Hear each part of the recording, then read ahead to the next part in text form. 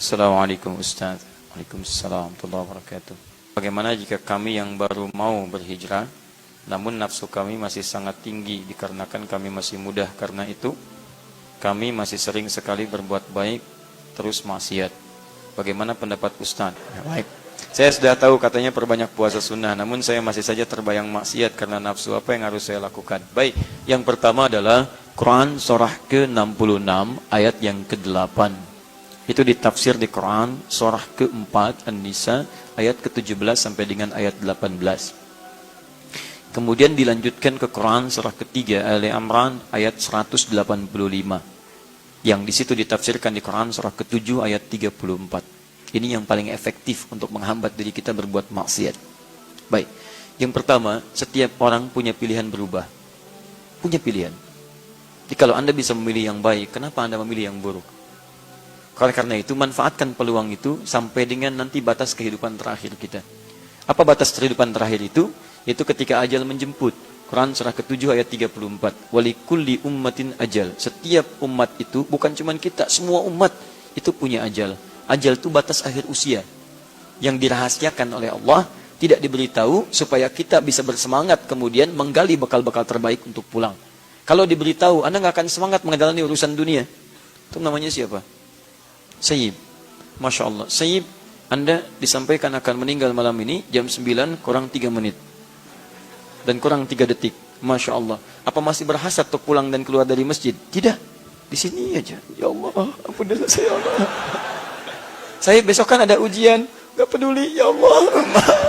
Terus saja begitu. Makanya diberikan hal yang gaib sifatnya supaya serius mendekat kepada Allah Subhanahu wa taala. Tapi supaya juga tidak sembarangan. Hati-hati, tidak sembarangan. Karena itu bagaimana cara ajal itu diambil? Ada maut namanya. Quran surah ketiga ayat 185. Kullu nafsin dha'iqatul maut. Setiap jiwa itu akan merasakan kematian. Dha'iqah itu bukan hanya merasakan, tapi semua yang merasakan itu nanti akan punya rasa. Tapi tidak setiap yang punya rasa punya persiapan. Ingat baik-baik. Ada yang punya rasanya itu 5 menit sebelum meninggal. Karena 5 menit sebelum meninggal, nyawa sudah di kerongkongan, sudah tidak punya persiapan. Akhirnya tidak ada persiapan untuk kembali berubah jadi lebih baik. Ada yang rasa-rasanya, Masya Allah, sepekan sudah merasa. Ada yang besoknya meninggal, sehari sebelumnya sudah merasa. Bahkan mengumpulkan saudara, nyampaikan ini dan itu dan seterusnya. Dan banyak sekali teman-temannya seperti itu. Ulama-ulama saleh. Bahkan ada yang menyiapkan kain kafannya, ada yang menyiapkan liang lahatnya. Ada punya rasa dia. Dan diberi persiapan oleh Allah untuk bisa membiasakan itu. Saya pernah dengar kisah, dan ini kisah nyata. Disampaikan langsung oleh bagian dari keluarganya. Dan saya menjadi saksi ketika ditelepon wafatnya. Itu teman-teman sekalian, ada seorang ibu, itu ahli ta'lim. Dan saya wasiatkan, berikan nasihat yang kuat kepada para akhwat ibu di belakang, supaya memegang teguh juga nilai-nilai kebaikan ini. Itu cinta sekali dengan ta'lim. Ikut sana, ikut sini. Dan suaminya soleh, anaknya juga baik-baik. Sampai keadaan beliau terkena penyakit yang luar biasa, diabetes dan seterusnya, sampai kakinya sudah nggak bisa bergerak lagi. Keadaan sudah lumpuh. Tapi tahukah Anda apa yang terjadi? Setiap mendengar ada ta'lim, terdengar ke telinga beliau, maka beliau meminta suaminya untuk menggendongnya menghadiri taklim. Gendong. Dan suaminya juga luar biasa, gendong. Berangkat, naikkan ke motor, sampaikan, duduk, setia, selesai, pulang lagi. Satu ketika, teman-teman sekalian, dihukumi oleh dokter secara medis dan klinis, dia sudah nggak bisa ngapa-ngapain lagi. Sudah nggak bisa, sulit dan seterusnya. Tapi tiba-tiba, ada sesuatu yang terjadi luar biasa indah. Pada satu ketika, si ibu itu, yang ada di kamar dan seterusnya, tiba-tiba, mengagetkan semua yang ada di rumah pada saat itu. Ketika datang ke ruangan tengah dengan pakaian yang luar biasa bagusnya. Ternyata ibu ini bisa bangun dari tidurnya. Dia ngambil pakaian terbaiknya, yang paling halal yang dia miliki, dari nafkah suaminya. Dikenakan pakaian itu yang sangat luar biasa indahnya, bagus. Kemudian datang ke ruang tengah, dipanggil suami dan kedua anaknya. Begitu dipanggil, teman-teman kaget, belum hilang dari kagetnya. Digenggam tangan suaminya begini, dan minta pada anaknya, tolong buatkan susu. Dibikinkan susu pada saat itu. Belum hilang kagetnya, diminum. Tolong bacakan Quran. Mama ingin dengar. Begitu kedua anaknya baca Quran. Baca Quran, baca Quran. Ibunya tenang begini. Sampai tak terasa ikatannya. Pegangannya sudah sedemikian kuat. Ketika dilihat ternyata tangannya sudah kaku. Meninggal. Dalam keadaan diberikan air susu oleh dua anak yang telah disusui oleh ibu ini. Dan dibacakan Quran. Kepergiannya dibacakan Quran oleh anak yang telah dikandung dan dilahirkannya. Anda bayangkan, kita tidak bisa mengelak dari kematian, Tapi kita bisa mempersiapkan diri meninggal dalam keadaan yang terbaik. Maka itu kata para ulama, jika Anda tergerak untuk berbuat maksiat, bayangkan seketika akan diwafatkan oleh Allah Subhanahu wa taala. Itu yang paling mudah. Teman-teman yang kerja baik di Pusi atau tempat lain, kalau ada tawaran kontrak yang tidak baik, yang tidak jelas, bayangkan ketika Anda tanda tangan, Anda diwafatkan pada saat itu. Itu akan menjaga diri Anda. Dan ingat baik-baik, rezeki itu nggak akan tertukar. Nggak akan tertukar. Anda mustahil diwafatkan kalau rezeki Anda belum diberikan secara sempurna. Anda cari yang halal, dapatnya segitu. Anda cari dengan yang haram, dapatnya segitu. Kalau bisa dengan yang halal, kenapa cari yang haram? Perbedaannya cuma di keberkahan. Berkah. Dapat dengan cara yang halal, berkah. Cara yang haram, hilang keberkahannya. Itu poinnya. Di jangan bangga mengambil yang haram, dapat 100 miliar. Memang rezeki Anda itu 100 miliar. Anda cari dengan yang halal pun dapatnya segitu. Ngapain Anda cari yang halal dengan cara yang haram? Ngapain cari dengan cara yang haram? Gak ada kerjaan Anda. Maka dari itu ketika Anda menemukan peluang berbuat maksiat, bayangkan diwafatkan pada saat itu. Itu yang paling mudah. Dan ingat, malaikat ketika akan mencabut nyawa, dia punya tupoksi yang jelas. Tidak akan tertukar, tidak akan milih, dan tidak akan memberikan kabar dan sebagainya. Karena itu, baca tanda-tandanya, selalu dekatkan diri kita dengan Allah Subhanahu wa taala. Kemudian cara terbaiknya, setelah itu kita paham, segera bertaubat. Maka disampaikan di Quran surah ke-66 At-Tahrim ayat yang ke-8, "Tubu ilallahi taubatan nasuha." Dan dibuka dengan kalimat iman, "Ya ayyuhalladzina amanu." Hei orang-orang yang masih merasa punya iman. Jadi kalau Anda pernah berbuat maksiat, iman Anda akan membimbing Anda taubat. Hati-hati ya. Kalau Anda mengaku beriman, tapi masih gemar berbuat maksiat, dan iman tidak membisikkan kalimat taubat, itu pertanda iman Anda begitu lemah. Dan Anda harus berpikir luar biasa. Cepat, kuatkan lagi.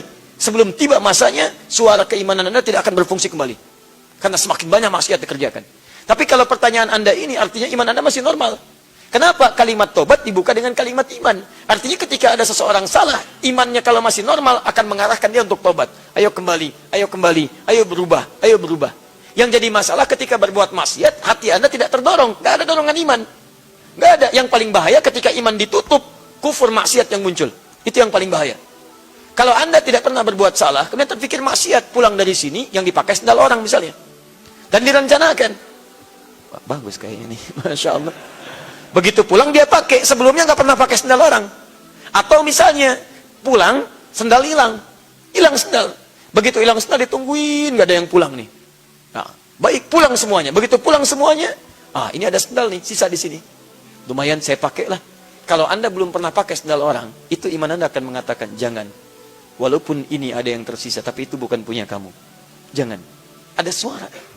Karena iman kita tidak akan membiarkan pemilik iman itu terjebak dalam perbuatan maksiat.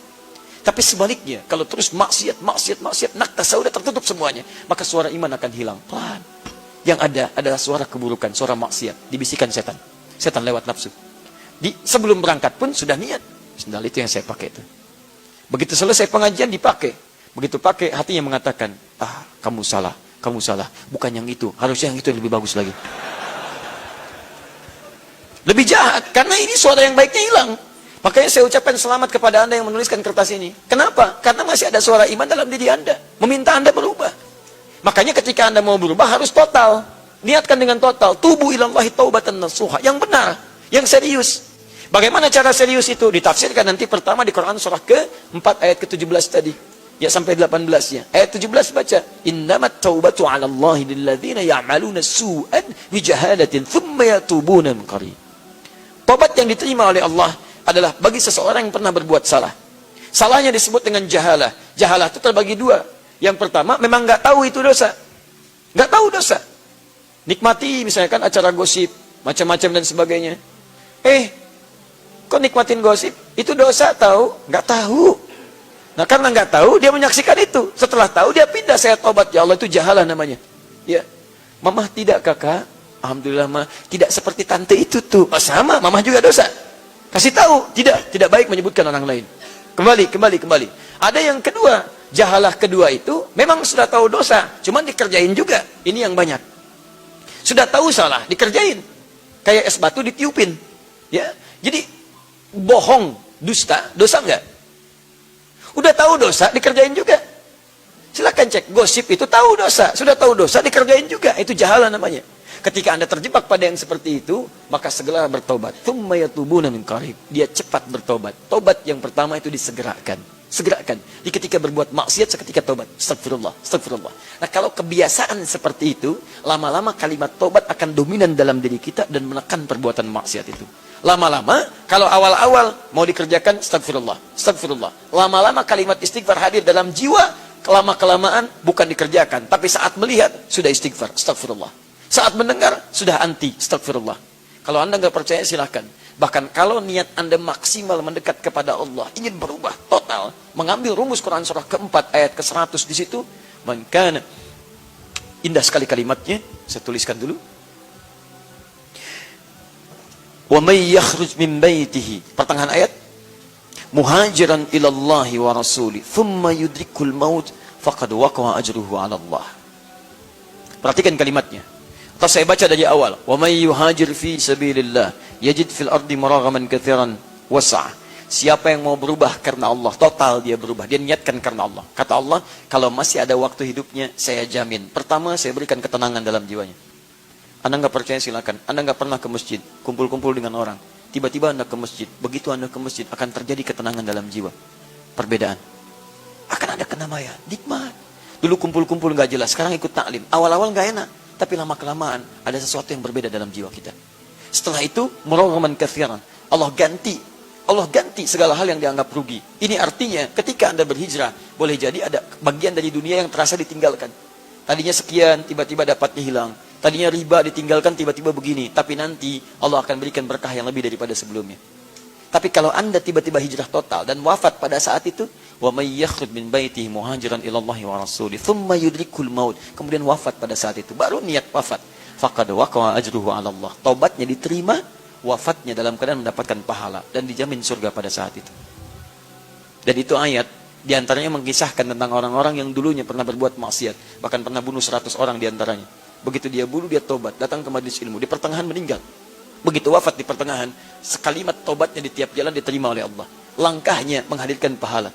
Begitu dia bertobat, diterima tobat, gugur dosa. Langkahnya hadir pahala. Wafat dengan pahala, masuk surga. Masuk surga. Anda bayangkan, bunuh 100 orang, masuk surga. Anda tuh nggak pernah bunuh orang, masa nggak bisa masuk surga?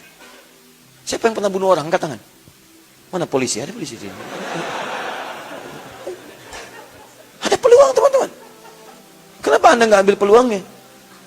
Banyak orang berbuat salah pada saat itu dan dia bisa berubah. Kenapa kita nggak bisa berubah? Karena itu tadi, ayo cepat bertobat. Tidak ada orang manusia yang hidup di muka bumi tanpa salah, kecuali yang dijaga oleh Allah Subhanahu wa taala dari para nabi dan rasul. Kalau kita pasti salah. Karena kita berbuat disebut dengan manusia. Insan dari kata nisyan. Nisyan bersanding dengan khata di Quran. Rabbana la tu'akhidna in nasina aw akhtana. Kalau salah, ayo kembali. Allah turunkan sifat afu, memaafkan. Allah turunkan sifat ghafir, mengampuni. Ghafar, banyak ampunan. Ghafur, lebih banyak lagi. Dan Rahman, Rahim, dan saling memberikan rahmat dalam ampunannya. Karena itu semoga Allah menguatkan diri Anda. Kalau ingin bertobat, segera bertobat pada saat ini. Ya, kemudian dekati Allah dengan kebaikan, berjanjilah, dan bayangkan ketika Anda akan mengulang kembali hal yang sama, diwafatkan oleh Allah seketika. Semoga Allah memuliakan Anda, semoga Allah memuliakan orang tua Anda, dan semoga dengan taubatnya Anda memberikan kebaikan kepada kedua orang tua Anda, ibu yang telah melahirkan Anda, ibu yang mengandung Anda, ayah yang kemudian memikul beban kehidupan Anda. Masa iya kemudian ketika Anda dilahirkan, Anda mengecewakan keduanya, dan membuat malu keduanya di hadapan Allah Subhanahu wa ta'ala. Tidakkah Anda bayangkan ketika ibu Anda dipanggil, ayah Anda dipanggil dan kecewa dengan Anda, dan Anda dipisahkan dari ibunda dan ayah Anda, dan berteriaklah ayah Anda memohon kepada Allah supaya Anda bisa dikembalikan ke surga, tapi tidak ada daya, karena pada saat itu pilihan Anda. Anda mau bahagia, maka pilihlah berubah hari ini. Tapi jika Anda memang berniat untuk masuk neraka, itu pilihan Anda. Dan jangan pernah kemudian itu disampaikan pada orang lain. Teman-teman sekalian, itu yang bisa kami sampaikan.